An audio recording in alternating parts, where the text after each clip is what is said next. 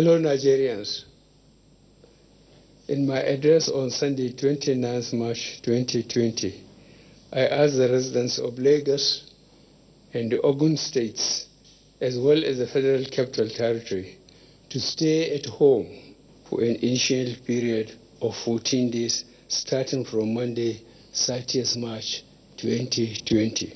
Many state governments also introduced similar restrictions.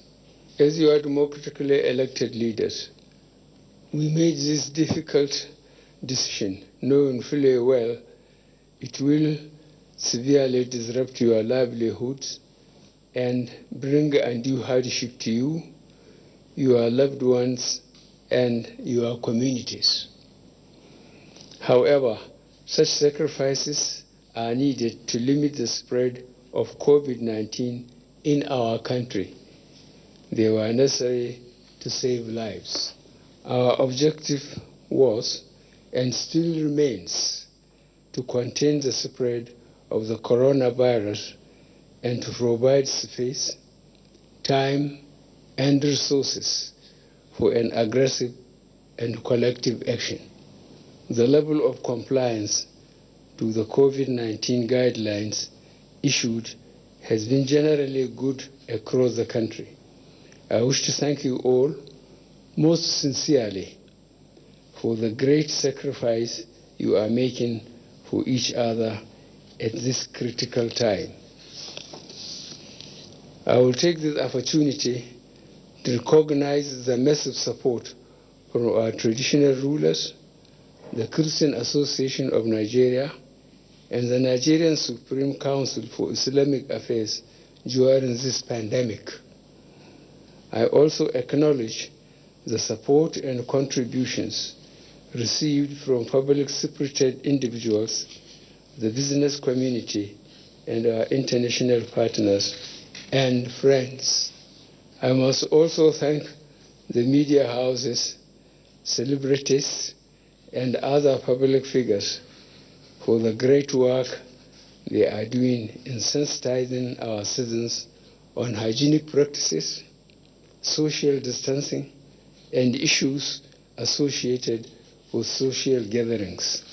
As a result of the overwhelming support and cooperation received, we were able to achieve a lot during these 14 days of initial lockdown. We implemented comprehensive public health measures that intensified our case identification, testing, isolation, and contact tracing capabilities. To date, we have identified 92% of all identified contacts, while doubling the number of testing laboratories in the country and raising our testing capacity to 1,500 tests per day.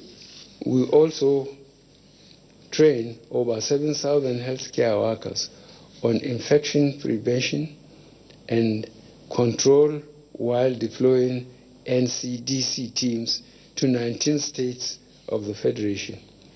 Lagos and Abuja today have the capacity to admit some 1,000 patients each across several treatment centers. Many state governments have also made provisions for isolation wards and treatment centers. We will also build similar centers near our airports and land borders. Using our resources and those provided through donations, we will adequately equip and man these centers in the coming weeks. Already, healthcare workers across all the treatment centers have been provided with the personal protective equipment that they need to safely carry out the care they provide. Our hope and prayers are that we do not have to use all these centers, but we will be ready for all eventualities. At this point, I must recognize the incredible work being done by our healthcare workers and volunteers across the country, especially in frontline areas of Lagos and Ogun states, as well as the Federal Capital Territory. You are our heroes, and as a nation, we will forever remain grateful for your sacrifice during this very difficult time. More measures to motivate our healthcare workers are being introduced, which we will announce in the coming weeks. As a nation, we are on the right track to win the fight against COVID-19. However, I remain concerned about the increase in number of confirmed cases and deaths being reported across the world and in Nigeria especially. On 30th March 2020, when we started our lockdown in conforming with medical and scientific advice, the total number of confirmed cases across the world was over 780,000. Yesterday, the number of confirmed COVID-19 cases globally was over 1,850,000. This figure is more than double in 2 weeks. In the last 14 days alone, over 70,000 people have died due to this disease. In the same period, we have seen the health system of even the most developed nations being overwhelmed by this virus. Here in Nigeria, we had 131 confirmed cases of COVID-19 in 12 states on 30th March 2020. This morning, Nigeria had 323 confirmed cases in 20 states. Unfortunately, we now have 10 fatalities. Lagos State remains the center and accounts for 54% of the confirmed cases in Nigeria. When combined with FCT, the two locations represent over 71% of the confirmed cases in Nigeria. Most of our efforts will continue to focus in these two locations. Majority of the confirmed cases in Lagos and the FCT are individuals with recent international travel history or those that came in contact with returnees from international trips. By closing our airports and land borders and putting strict conditions for seaport activities, we have reduced the impact of external factors on our country. However, the increase in the number of states with positive cases is alarming.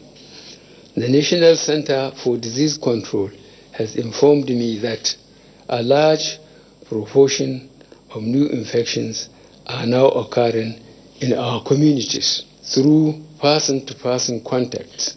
So we must pay attention to the danger of close contact between person to person.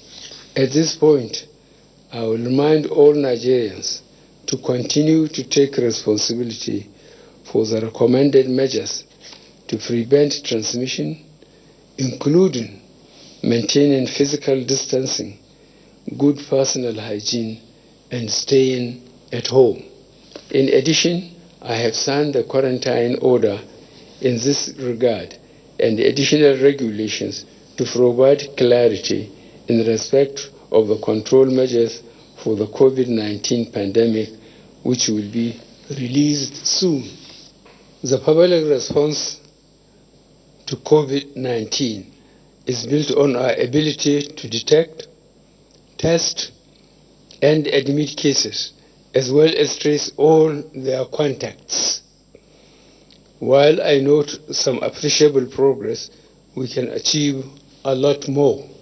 Today, the cessation of movement, physical distancing measures, and the prohibition of mass gatherings remain the most efficient and effective way of reducing the transmission of the virus. By sustaining these measures, combined with extensive testing and contact tracing, we can take control and limit the spread of the disease. Our approach to the virus remains in two steps. First, to protect the lives of our fellow Nigerians and residents living here, and second, to preserve the livelihoods of workers and business owners. With this in mind, and having carefully considered the briefings and report from the Presidential Task Force and the various options offered, it has become necessary to extend the current restriction of movement in Lagos and Ogun states, as well as the FCT, for another 14 days, effective from 11:59 p.m. on Monday, 13th of April 2020. I am therefore once again asking you all to work with government in this fight. This is not a joke. It is a matter of life and death. Mosques in Mecca and Medina have been closed. The Pope celebrated Mass on an empty St. Peter's Square. The famous Notre Dame Cathedral in Paris held Easter Mass with less than 10 people. India, Italy, and France are in complete lockdown. Other countries are in the process of following suit. We cannot be lax. The previously issued guidelines on exemptive services shall remain. This is a difficult decision to take, but I am convinced that this is the right decision. The evidence is clear. The repercussions of any premature end to the lockdown action is unimaginable. We must not lose the gains achieved thus far. We must not allow a rapid increase in community transmission. We must endure a little longer. I will therefore take this opportunity to urge you all to notify the relevant authorities if you or your loved ones develop any symptoms. I will also ask our healthcare professionals to redouble their efforts to identify all suspected cases, bring them into care, and prevent transmission to others. No country can afford the full impact of a sustained restriction of movement on its economy. I am fully aware of the great difficulties experienced, especially by those who earn a daily wage, such as traders, day workers, artisans, and manual workers. For this group, their sustenance depends on their ability to go out. Their livelihoods depend on them mingling with others and about seeking work. But despite these realities, we must not change the restrictions. In the last 2 weeks, we announced palliative measures such as food distribution, cash transfers, and loans repayment waivers to ease the pains of our restrictive policies during this difficult time. These palliatives will be sustained. I have also directed that the current social register be expanded from 2.6 million households to 3.6 million households in the next 2 weeks. This means we will support an additional 1 million homes with our social investment programs. A technical committee is working on this and will submit a report to me by the end of this week. The security agencies have risen to the challenges posed by this unprecedented situation with gallantry, and I commend them. I urge them to continue to maintain utmost vigilance, firmness, as well as restraint in enforcing the restriction orders while not neglecting statutory security responsibilities. Fellow Nigerians, follow the instructions on social distancing. The irresponsibility of the few can lead to the death of many. Your freedom ends where other people's rights begin. The response of our state governors has been particularly impressive, especially in aligning their policies and actions to those of the federal government. In the coming weeks, I want to assure you that the federal government, through the Presidential Task Force, will do whatever it takes to support you in this very difficult period. I have no doubt that by working together and carefully following the rules, we shall get over this pandemic. I must also thank the legislative arm of government for all their support and donations in this very difficult period. This collaboration is critical to the short and long-term success of all the measures that we have instituted in response to the pandemic. As a result of this pandemic, the world as we know it has changed. The way we interact with each other, conduct our businesses and trade, travel, educate our children, and earn our livelihoods will be different. To ensure our economy adapts to this new reality, I am directing the Ministers of Industry, Trade and Investment, Communication and Digital Economy, Science and Technology, Transportation, Aviation, Interior, Health, Works and Housing, Labor and Employment, and Education to jointly develop a comprehensive policy for a Nigerian economy functioning with COVID-19. The ministers will be supported by the Presidential Economic Advisory Council and the Economic Sustainability Committee in executing this mandate.